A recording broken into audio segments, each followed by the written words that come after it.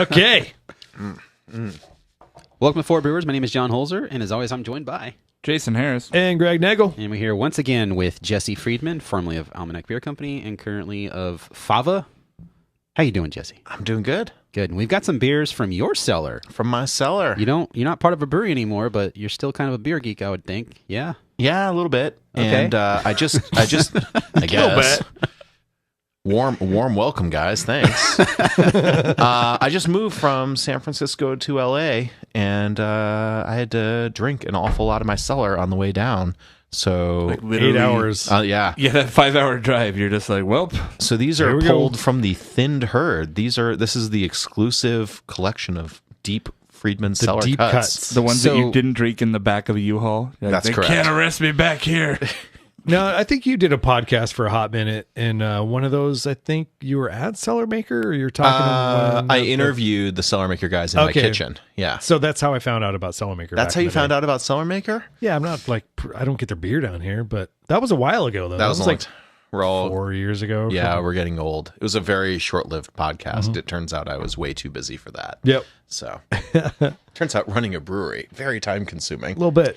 So we've got a beer right now, or actually from Cellar Maker. This is Jezebel, right?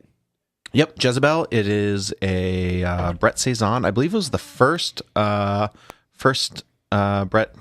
beer they packaged. First beer they packaged. It was early. I believe it's from 2013, so it's been in the cellar a little bit, which is the theme of all these beers are quite old. Yeah, you said you did like a cellar thinning before you moved. Yeah, well, we had a cellar clearing out party. And tell us how to do that, because Sure. I have a cellar that I need to clear out. I'll tell you the secret. You invite a bunch of your thirstiest friends / co-hosts over for a party. Okay. And you make it extremely clear that no one will be allowed into the party if they bring any alcohol. That is strictly forbidden.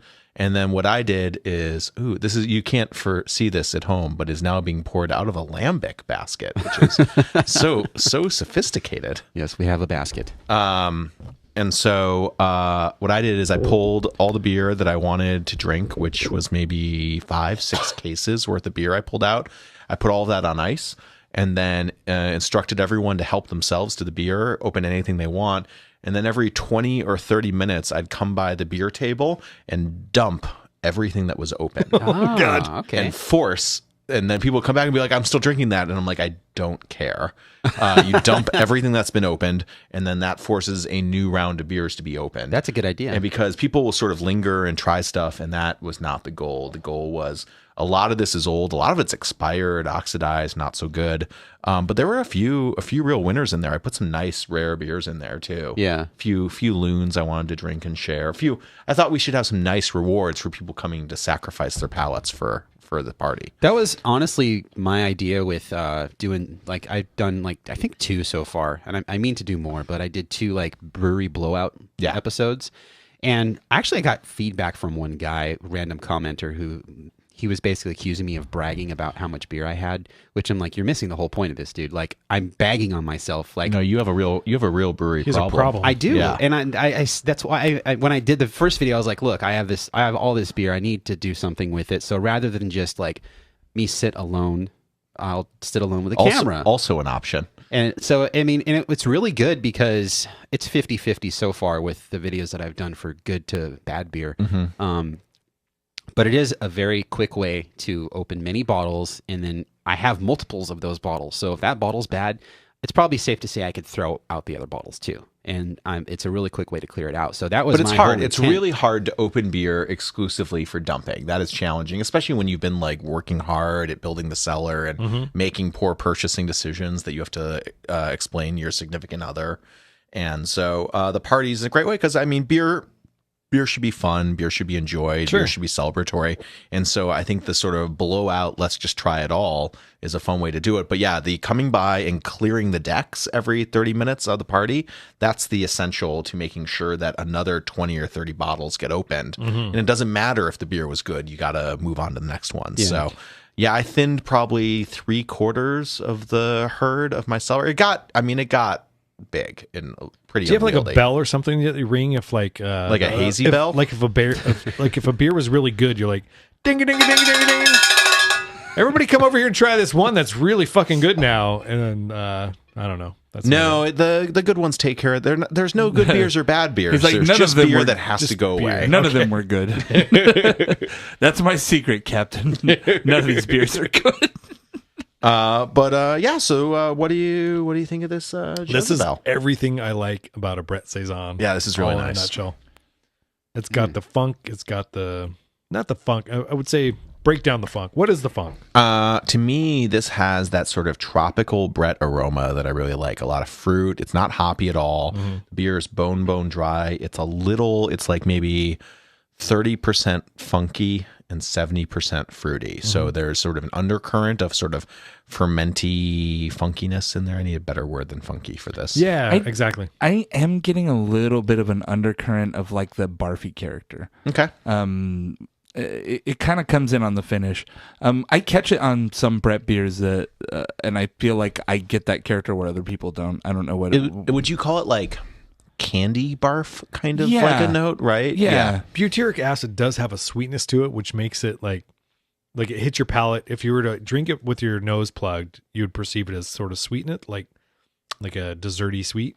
But once you open your nose and you smell that barf, it's like, oh. Yeah, this isn't that. And Butyric always has that like oily slickness to it that I really dislike too. And this doesn't have that. No. I get what you're talking about. It's almost a little on the teeny bit putridish, like rotting papaya kind of Yeah, thing. very overripe, sort of like scorched fruit. Yeah. In a way that's like. But I even kind some of underripe notes too. like that off note. me too. And like I like a little, especially with like a funky beer like this. You know, this would be great with like a mushroom dish. This would be good, or some pois, funky aromatic cheese. Be nice. Yeah, I mean the common descriptor on a beer like this is like the horse blankety thing, and it does sort of have that like hay farmish sort of vibe to it, but I would say it's more on the like roasted fruits. Yeah. Like I did love when we were brewed doing that fruits. little mini off flavors course where they're like, how many people have actually smelled a horse blanket? And it's like, yeah, like 2 people. I have, yeah. Like Smells weird like it farm For people. research. You're like sweaty horse. I got a little bit of a stink on it at So- first. That was the first thing that hit me. What were you going to say, Soapy. Jason? That's how Greg got banned from Santa Anita. Right. The creep smell in the horse Get blanket. in, let me in there. I need to do beer research. Santa Anita back, I would say in the mid 90s, like they used to have beer festivals in the infield, and it was like ran by K-Rock. They were like the DJs. They were Kevin and doing Bean that there. like not Santa Anita. They were doing it at Hollywood Park until like Oh. a couple years ago, until they tore it down for the football Yeah, field. I think they also do it at Santa Anita. Yeah. That's where I first, like, we'd go and just get fucking hammered drunk, betting on horses, drinking beer bitch. I think it was one hanging of out the with breweries at the Stryker. day. Is that the DJ? Stryker. It From was K-Rock? Kevin and Bean back then. I don't know. Bean's retiring.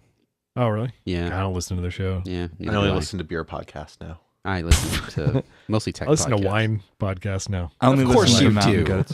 It's the best way to learn about a subject is to dial into podcasts. That's how I learned to brew, man.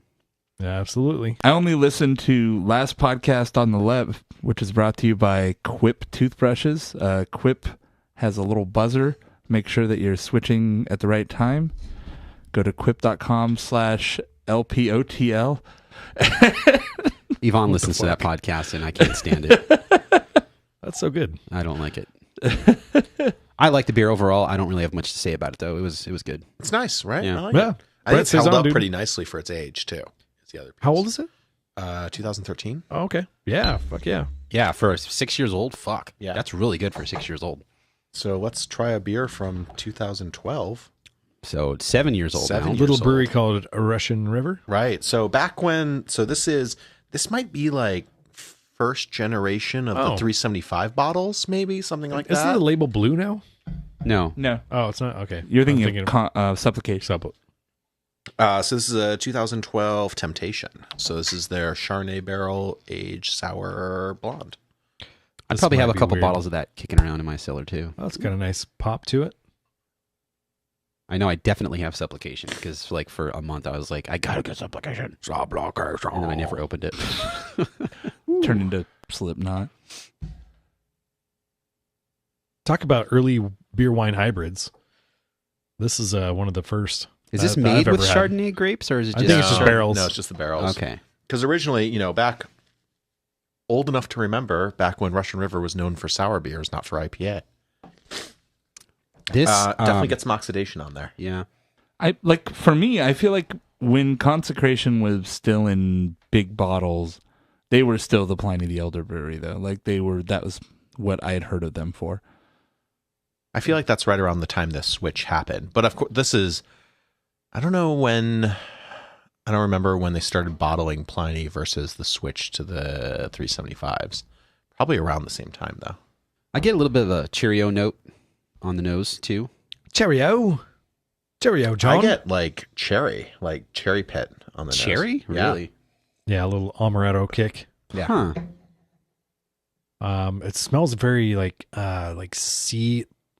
seawater. Like if you're at the beach, it's got that like aqueous sort of like Yeah, it's kind of developed a very beach wind. I mean, there's very little acidity in it. There's almost a salinity to it. Yeah, That's what I'm and talking a about. real Yeah. minerality as well. Yeah. I mean, it's not what the beer was at all. It's changed in a It's changed a ton. fun way. But it's interesting. I like it.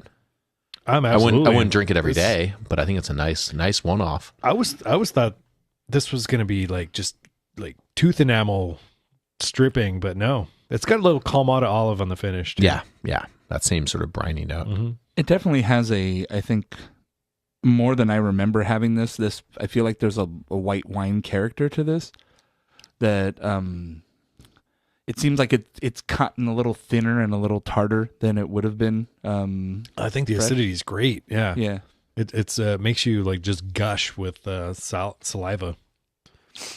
I really enjoy fresh Chardonnay barrel-aged beers, because just smelling, like when we went to Almanac, me and Yvonne, like you had just got one of those large fooders that had Chardonnay, that was a Chardonnay fooder, and that thing smelled amazing. And like I love the way Chardonnay like barrel-aged beers smell. I was kind of bummed when that got filled with beer because I loved letting people stick their heads in it and smell it. It smelled so It was good. great. Yeah. Yeah. When after a wine's been malolactic fermentation has happened, and a lot of like Chardonnay has, they go for that like buttery vibe. And do you ever get a barrel that has that pre-made diacetyl in it? Like, is that a common thing when you're doing wine barrels? I mean, sure. Does anybody get the D? But I don't think it.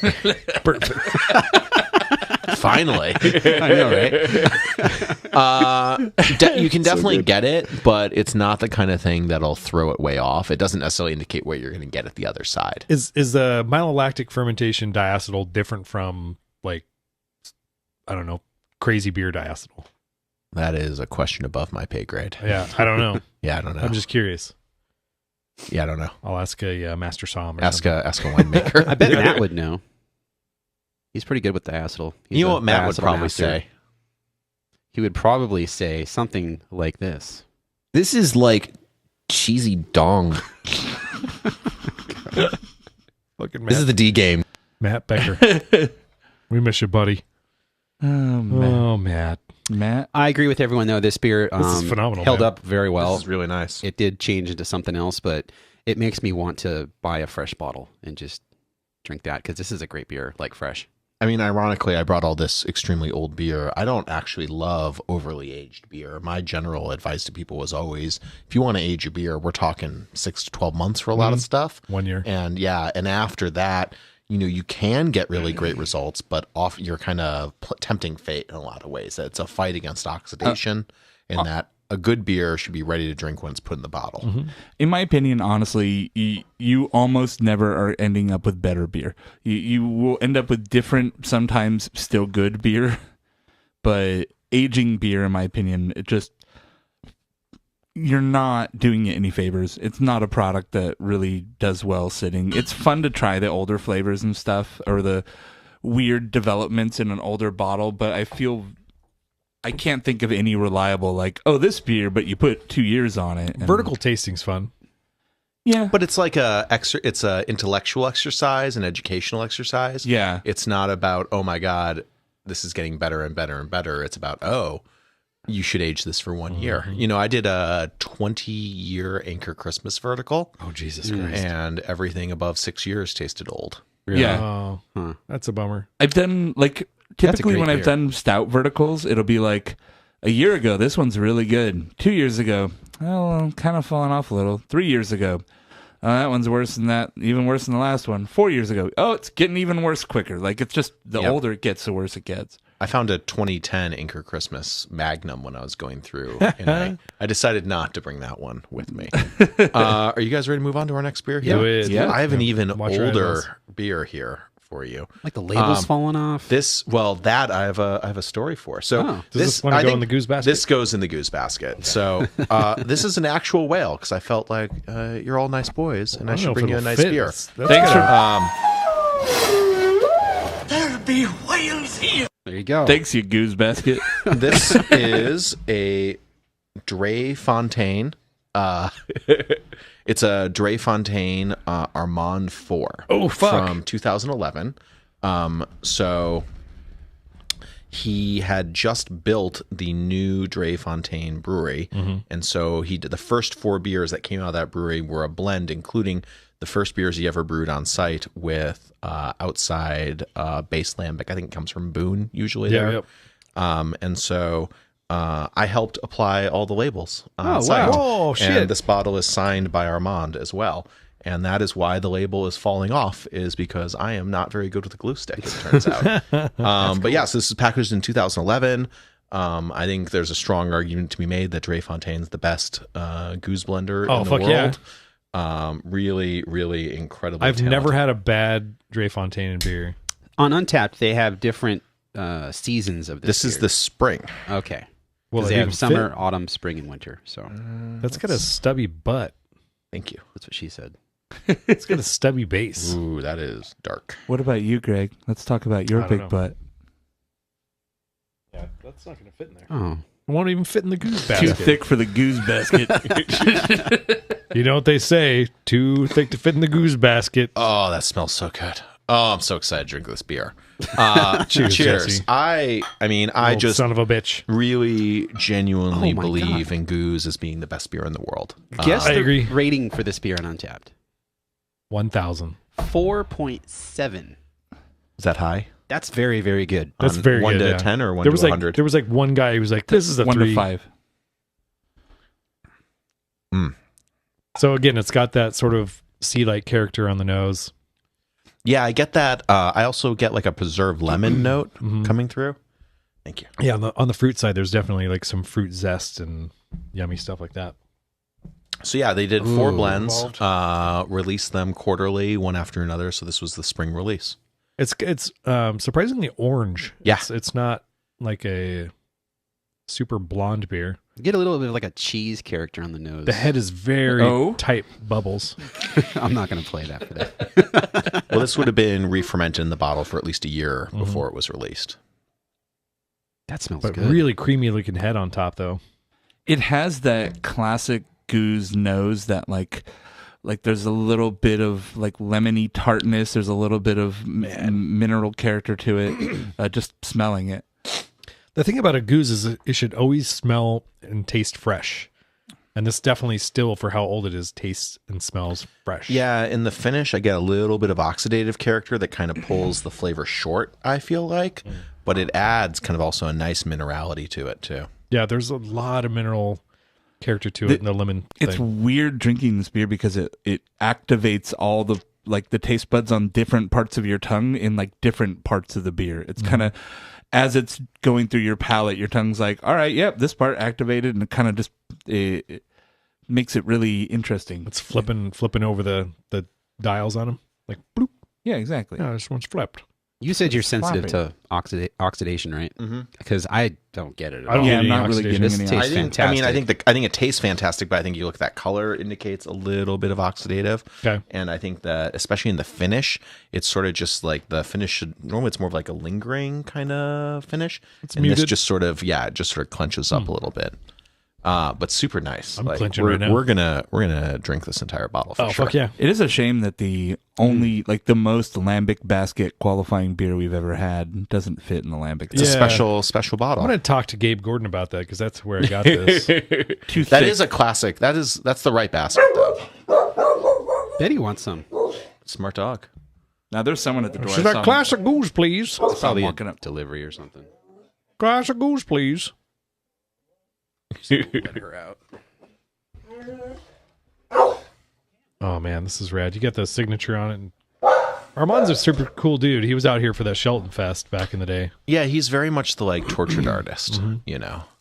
And he's actually now brought, you know, he's got the new brewery, a new facility, and he's brought on some younger Belgian brewers that are really running the place. So he is very much in the process of transitioning the brewery to sort of the next generation. Cool. Right now, Yeah, he's. heading towards retirement, I would say he's in his 60s, right? maybe more. Okay, 70s. But yeah, super forthcoming with all of his stuff that I wanted to talk to him about as press, and he was like, "Yeah, let me talk you through." Yeah, getting All of our feedback beers. on my beers from Armand, I always found to be a terrifying experience. Yeah, Yeah. he would pick them apart. I mean I mean his process when he would talk to us about how he blends the beers, because you know goose, you know, a blend of 3 lambics, lambic being a spontaneously fermented beer, and so that's one of the things I love about this is so much flavor from 4 ingredients. You know, he would blend the 1, 2, and 3-year-old, and all the 1-year-old would provide the priming sugar for carbonating in the bottle. He does that by taste. So Oh, really? this beer is sugar levels for carbonation are all done by taste. It's like the rule of thumb. Yeah.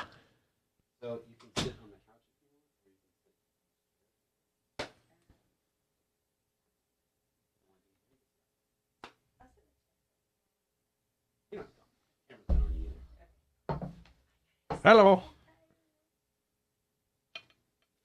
We're drinking really good beer. Got this feeling in my body. I'm glad we're creating some good editing work for John. I don't want him to have it too easy. Well, the thing is, once you're quiet, just stay quiet because then that makes Makes it easy. editing just one edit point. But I not put some two. good content in the middle there. Yeah, we did, and then we shut up. What's up? Thank you. Do you have a set of headphones for her? You want some headphones, or do you just want to sit there?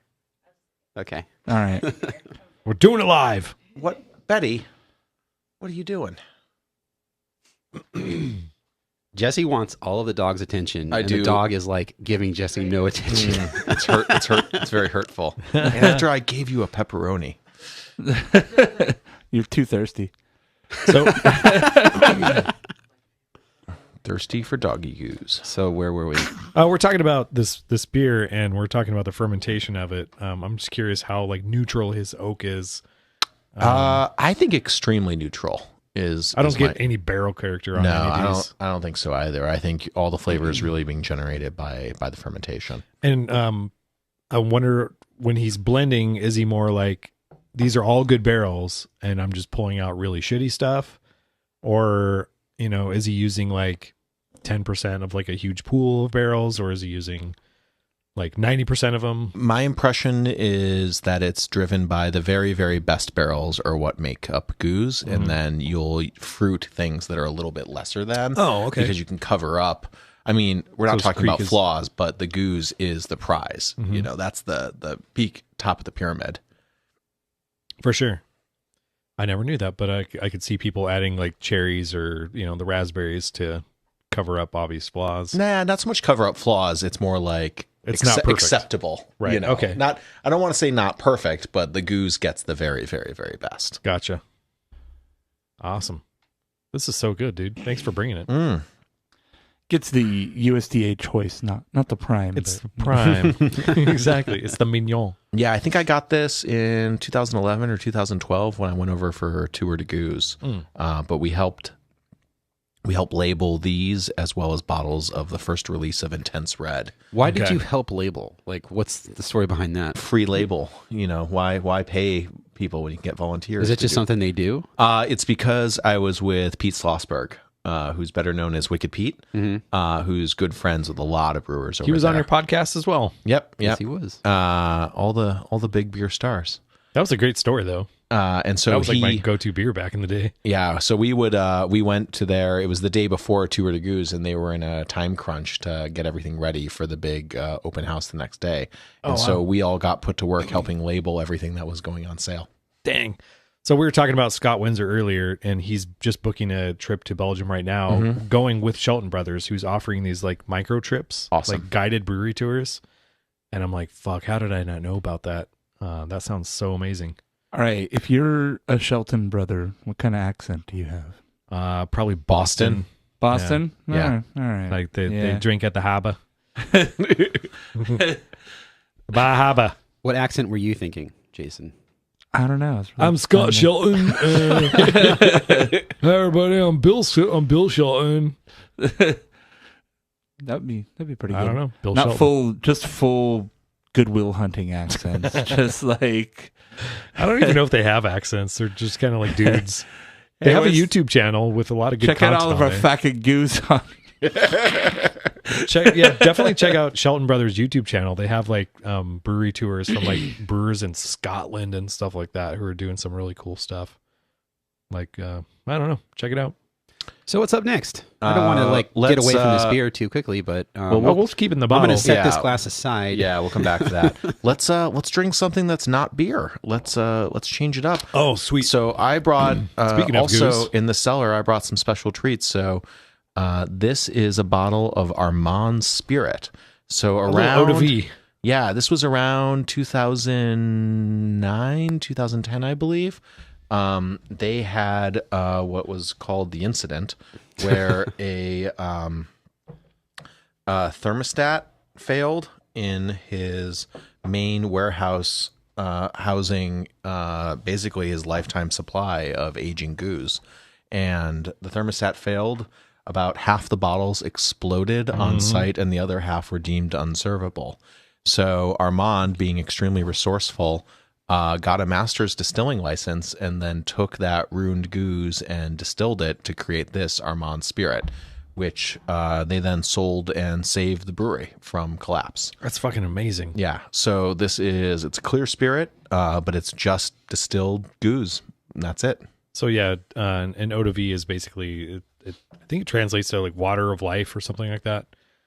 And normally it's a product of grape, of eau de vie is like a sort of like a brandy, an unaged brandy, so no barrel, right? Yeah. So my question to you is, do you get any? Do you I did taste one- the goose. When I smelled the bottle, I definitely do, but in the glass, not so much. It smells just like a white whiskey to me. What do you get that makes it smell like goose? Well, if you smelled the top of the bottle, there's definitely a is it- hint of the beer. Like is it briny or something? I would get more of like sort of like the funky vibes, like from the beer. Just smelling the glass and then going to that, you get just a subtle hint of like the sweatiness of it, but in the glass itself, I don't get much of that at all, which is fine. I mean, when you're distilling, you're essentially just pulling the alcohol out of the beer. So if you had 100 gallons of 5% beer, you're going to get 5% pure alcohol out of the end when you're distilling. It's very much in the vein of a white whiskey, but there's in the finish like a bit of a floral character. Yeah, I agree. I think it has a nice floral note. Yeah, I was going to say it's like a 25% gin. Like as far as the botanicals, like there's way less of it, but it reminds me of that character a little bit. yeah. I've always thought that the story and the place were the most important things about it, and Yeah. the taste of the spirit is pretty low on the list of the pleasures. Yeah. Yeah, for me, Kyle, like, do you want a little bit of this guy? I've had a lot of white whiskey, and this definitely has that. Kind of reminds me of like a Blanco tequila too. I've got a little bit of that like corn sugary or just sugary that you'll get out of like either young bourbons or just very sugar forward spirits. Yeah, for me, it smells like a laundromat a little bit, like freshly pressed shirts. Good note. Yeah, you know that like starch, starch and iron. That sort Tastes of vibe? like a conveyor belt looking for your number. Starch and iron is the name Tastes of like it'll my- be ready on Tuesday. Yeah. That's just the nose. The nose is pretty subdued on it. I mean, it's just like a natural or neutral spirit, but Starch and Iron's the Allagash Game of Thrones crossover beer, I believe. I get like a little like stone fruit pit off of it too. the flavors definitely opens up a little bit into some floral notes. Like It's white not flower. it's not fully neutral. It's not vodka. There's some vibe to it. It's very clear. I agree. It's sort of like a very, very delicate gin. Yep. Is sort of how I would describe it. Yeah. Very warming, obviously. It's pretty smooth on the palate. It's not very thick. It's just, I don't know. I'd make like a whiskey sour out of this or something like that. I think that's a good call. Yeah, it's kind of a waste to turn it into. I agree. It's A sort of a cocktail? funny thing where you don't really want to turn it into a cocktail, but it's also, like I Maybe said, you can make a beer cocktail using actual goose or something like that. But yeah, I don't know. yeah, but I'd rather just drink it goose. straight. Yeah, for sure. Yeah. Um, Like I said, this is a thing where it's always, for me, it's just one of those things that's really special and fun to share with That's a people. great story. Who like the story and, appreciate. And it's such an interesting little one-off kind of artifact from this moment in time. I wonder if he's like beefed up his thermostat game since then. Yes. He's got multiple nests. I like to imagine it was like one of those. You ever go to like a historic turn of the century house and there's just this like half-inch thick mercury bar on the wall that's like a thermostat? Like Yep. that's what I picture was there before. And it's like someone bumped it and the mercury spilled on the floor and it's like, oh. Oopsie. Yeah. Now he's got like, hey Google, set temperature for 62 or Celsius, whatever it is over there in Belgium. Set the bell room to goose. Oh, God damn it. I was waiting for that to happen. Set the barrel room to goose. It's hot in here anyway. Set the bedroom to goose temperature. It's difficult for me to break down spirits. I'm not really, because I get so caught like the burn of the alcohol, and it just like covers a lot of that stuff up, and it's really hard for me to pull things out of it. You're not wrong that there's not a lot going on here. Yeah, it's like pretty subdued. it's the story, Yeah. and the appreciation of where it came from, not necessarily this spirit is sort of amazingly. Would you say your tasty. spirits are low? It's got some minerality that comes out too. And I do remember this story, like, because that's right around the time I got involved with the beer world, with New Beer Thursday, and I vividly remember that story, like, because it was, even though I didn't know much about the goosery at the time, it was like, oh, that's devastating, that sucks. And I remember them doing this whole thing with the spirits, and yeah, it's cool to actually have it. Yeah, I And like say it. you had it. It's pretty dope. And I've got one more beer spirit for us to try, but before we do that, I thought I had to show off a little San Francisco pride and bring San a Francisco, some beer. rice-a-roni beer. So close. This is an Anchor Brewing Old Potrero barley wine. Oh, fuck yeah. Aged in, Foghorn. Foghorn, right, is the name of the barley wine? Foghorn's a barley I wine, believe so. Foghorn, yeah. aged in Old Potrero barrels. which is their whiskey. Yeah. Aged, I say aged in old Potrero barrels. You almost got me to spit. Nice. Almost. Yep. Well, Old Sphincter Nagel here was able to pull it together. That's what they call me in college. That was my prison name, actually. Sorry. Old Sphincter Nagel. So this I got at the brewery. I'm not sure if they ever sold this outside the brewery or not. I've never seen it. I like that they waxed it. Certainly, Fritz, when Fritz owned Anchor, he really refused to do any barrel-aged beers. So this was produced under the ownership that had it afterwards. Okay. Griffin. Diageo or no? No. Griffin. It was owned by a guy named Gryffindor. Keith Greger, who came from Sky Vodka, and he's really involved with Brewdogs. Oh, that's right. as So well. he's like he's a fixture in San Francisco. Yeah, and then it's since been sold to Sapporo. That's right. That's right. Get them some Get a little bit of Borealis. cellar on this. It's got some oxidation on the nose for sure. Yeah, this was, it's freshy. It's from 2016. It's got a little haze to it. Not enough to ring the bell. No. Yeah, it's definitely got some shoe store on the nose. Oxidative quality. Oh, yeah. Oh, that tastes good though. Leather. Mm. I was thinking Payless actually, but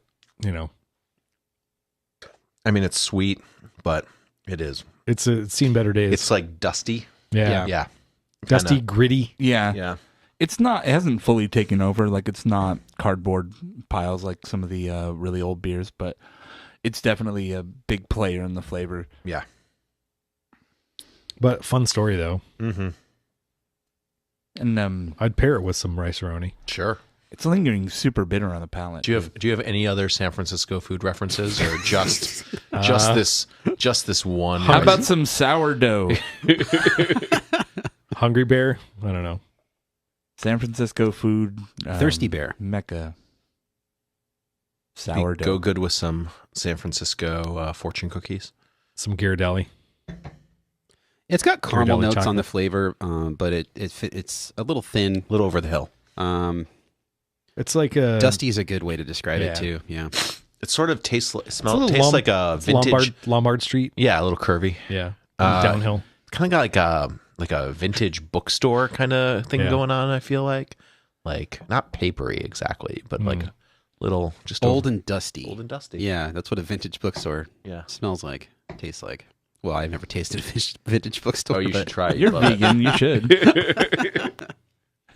Nice. I'm vegan. Do you have any vintage books for me to eat? Sorry, this book is leather bound. I can't eat it. They used to bind all books before 1930 with beef tallow, so I can't read any of them. I actually don't have a problem with leather. I think as far as it being a material for, like, you're going to kill the cow anyway to eat it, so You're like, you might I loved, as well. I you might loved as well eat Batman that leather. Returns, What's up? Catwoman. You might as well eat the leather too. No, you might as well use it for something useful. And Like aging this beer in it. It's like very fruit useful. leather, but No? cow leather. I have leather shoes on right now. Oh shit! Yep. God damn. Aren't the vegan police going to come for you? I don't know. Your vegan powers. Take away your secret vegan powers. Yvonne was very disappointed when she found out these shoes are leather. I'm like, well, come on. I'm not buying vegan shoes because she buys vegan shoes. So All right. it's a bit too much for me. So you're Um, not eating your shoes then, or I'm how's not this eating work? my shoes. No. We're not in the like full Great Depression. Good talk. Yeah. Good talk. Good talk. You're vegan. Do you like eat shoes? No. Well, that is all of the old beer. Oh wait, no, we have more. Sorry, dude, I almost forgot. We have one more. All right, we have. All right, All we got the old a strong finish here. So in the theme of beer related spirits, I brought a bottle of Shrinklaws. Where'd you find this? My old distributor gave It it looks to me. like your like cousin made it and printed it. Yeah, so in it his- is. It is got a laser printer, label, or like an inkjet label. Yeah, printer on laser it wouldn't have blurred that much. That is heavily blurred. This is the label that they have on the shelf, though. I've seen it on the shelf, and this is what it So has. But janky. my old, our old beer distributor gave me a sample bottle of it as a gift. So I'm assuming this is going to be smoky. It's going to be a little smoky. They've got Europe's largest color dot matrix printer. It has been working great since 1986. and we That's are not actually going really to update nice. it. That's not as smoky as I thought it would be. So yeah, Schlenkerla is the smoke, like oak smoke Doppelbock is one of my favorite beers that they make. I remember. Oh, interesting. I remember Bamberg, in elementary Germany. school when kids would play Oak Smoke Doppelbock. So I'm reading the parts of the label that are still legible. So it's distilled from the beer, and then they age it on smoked malt. They finish the spirit on smoked malt. Okay. So that's where that color is coming from. Yeah, it's not barrel aged then. No, I don't think probably it's barrel stainless. aged. It's the It's yeah, malt but, aged. but that's where that smoke. So I don't know if any of the smoked malt flavor comes through the distillation process or not. And it's pretty clear too. Do you think it's fresh smoked malt, or they just take some used stuff and they're like, well, I think I'm gonna go with fresh. What's interesting is the I top. don't know. Look at that label. Oh, wow. That tastes like a fucking cigar. Yeah. The top of the That's bottle weird. has some ghosting to it, Mm. which is usually an interesting sign of unfiltered spirits. You see like the ghosting on top, like the whiteness of the top of the bottle. Why does that happen? I don't know. Oh. Maybe it's just glycerin or something that's sort of like settled out over time and stuck to the glass. Don't let the days go by. God damn. That's a huge pour. Yeah, Christ. I realized that. And I was like gonna try to pour it back, and I was It's got like, like a 2 "Ah, ounce Fuck. Podcast listeners, check your timestamp now. See right. how long it takes me to finish that gallon of distilled beer Oh he's my poured for god, himself. this is insane. And I hate the beer, by the way. I love Really? Schlenkerla. I really like the beer. I It's a love-hate understand. thing. I understand why people hate it, but I was on a sort of introduction to beer podcast recently, and I included it in that. It's a that definitely lineup, too. must try Yeah. for any new beer person. I wonder if the... Wow, it's like a poor man's scotch. It It's is. like It's very honest to where it came from. I mean, it tastes just like what, Absolutely. It You'd be really able to is pick it like out. I found the secret to getting peat in a beer that you don't have to. I mean, but if you if you like mezcal or scotch, this is definitely, and you like beer, this is definitely a fun thing to try and sneak out. Yeah, and it's smoky, but it's that cherry wood smoked malt flavor. It's not peaty. No, which not is at the all. big difference, I think, with a lot. Like, I like scotch, but I don't care for a heavy peat flavor. But I think this is very nice. And, I'm a huge I smoke fan. do think this smoke works better in a spirit than it does in a beer. I agree.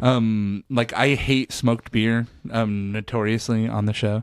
But in a spirit, like I don't know, you got kind of the fire in your throat, so you got a little bit of smoke, it evens out, kind of feels appropriate.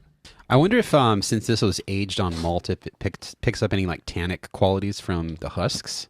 I bet it does. Because And I get like something that's I'm assuming is like a tannin on the flavor. I think it's very fruity, very nutty. I think it literally just, I think what we're tasting, I don't know what the spirit coming off the still tastes like, but I wouldn't be surprised to learn if it's like White Dog. You know what that this it's completely reminds me of? So it kind of tastes like it's like a smoked malt tincture, essentially. Whenever I homebrew, which it's been a while, I take my first runnings and pour them in a glass about this size, and then take some scotch and pour it on top. It's called the hot scotchy, and it definitely tastes like this. Yeah. It's so good. Yeah, like I said, this tastes like you're eating or like you're drinking a cigar. Like it's a cigar in liquid form. But the fruitiness, bizarre. it's so, I don't get fruit. I don't know. I don't know. I get the fruit character for sure. It's super fruity. I'm bad at this, guys. Welcome to Four Distillers. So when you're tasting spirits, you're not doing like the beer. You're not chugging it back. You want to put it in your mouth and rinse it around with your saliva. Kind of coat your teeth a little bit. I like to pull a little air in with it Pull too. in air, yeah. Definitely breathe in through your nose as you're kind of swishing around. Just relax with a little bit. Open your mouth. I mean, Inhale I can it. see it. Yeah. Yeah, it's definitely got the sort of woody character from the. Oh, most definitely. Yeah. Like I said, when I say cigar, I'm talking like you taste the smoke from the cigar. You can taste like the leaf, like the tobacco leaf of the cigar, like in the beer. Like it's the whole thing. It tastes like ash. Like it's everything like you would get from a cigar. And another thing that's totally acceptable to do is to mix it with water or an ice cube or whatever, and you can sort of get the entire vibe. I've done that, and I don't like doing that. Just, I mean, then it's like a weird. It's like I'm drinking dirty water or something. I mean, just like an eyedropper, just boop boop. Yeah, I'd rather not. Helps open You ever it drink up. a Japanese style highball? I don't think I have. No. Oh, you might like that too. What is that? Sparkling water, like full pour sparkling water, one shot of Japanese whiskey, ice, maybe a little lime. Super, super refreshing. I'm gonna Right. go ahead and leave it smells like- Japanese style highball out of my Google search history. So. Yeah, I'm with you on that one. That it's such a fun way to like experience the barrel too. Like the barrel really kind of pops out of the liquid. It's interesting. Smoke. Smoked oak, smoked Doppelbock. So is that everything? That is everything. That'll I think do. so. We did it. I mean, we have more goose to drink off air. Yeah, but for sure. that's just, private us time. Yeah, this was fun. That's I mean, a Patreon extra right there. if Yeah, you wanna do it, donate to Patreon now and head on over to John's house. We're waiting for you. Any Patreons here in the let next me 20 give you minutes? that address. We have Patreon in the I mean, house. Kyle's too. here, so. Vouched. He's living proof. Well, I think this was an interesting show. It's always, I think, interesting doing cellar shows. You go into it expecting it to suck because I'd say half the time Thanks, it's going to John. suck. That's not what I meant. Hurtful. But this was really cool, especially it's a beautiful home. This goose was amazing. Like, Yeah. really, really good. So, and again, like you find that one diamond in like the pile of crap in your cellar, and it kind of makes it worth it to. When you Have a drink cellar, when you you know? drink a beer like that, it sort of like makes you fall in love with beer all over again. Wow. A lot of feelings. Yeah. Great. It's so Well, good. this is probably the, rarest, whaliest beer I had in my cellar. And my whole thing is beer is meant to be drunk. It's getting old. It's getting to that point where you probably can't drink it, too. And I just always want to drink beers like this with people that'll enjoy and appreciate it, and so I found that with you guys. So thanks for helping me out. Thanks, buddy. Yeah. Aw. Well, thank Such feels. you, my friend. And then, dude, so April 6th, April 13th, April 6th, April 13th, both of those events are at Friends and Family in Hollywood. I will see you there. Yeah, it'll be great.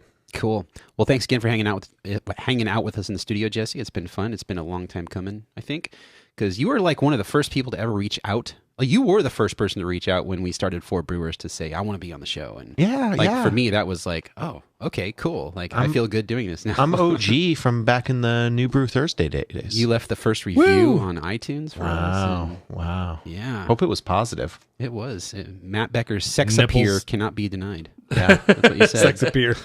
Sex appeal.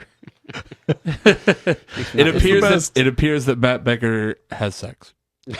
Back when Matt had short hair and was super dapper. Matt Dapper really Dan. went through an evolution during Yeah. his time on the show. Yeah, what did you guys do to him? It's I don't know, telling you, man. man. He is he can taste the Dito. Matt, wherever you are, buddy, we miss you. You can taste the D anytime. I'm pouring a little goose on the floor in here for you right now. Yeah, he would love this goose. He would Oh, fucking dude. flip over it. He'd be licking the glass. Have a little moment of silence for Matt, who's still alive. Just moving. He's brewing some Oscar blues. Okay, so thanks again, Jesse. If you want to find Four Brewers online, you can go to fourbrewers.com and find all of our social media links and stuff there. Go to support the... Wow. Thanks, Betty. Go to supporttheshitoutofit.com to give us your money, or go to patreon.com/4brewers if you want to donate to the show. Hit us up on Twitter at 4brewersshow or on Instagram at 4brewers. Go to twitch.tv/4brewers if you want to watch us record our sessions live. Leave a review on iTunes, and if you want to hit us up, send an email to feedback@4brewers.com and brew the shit out of it.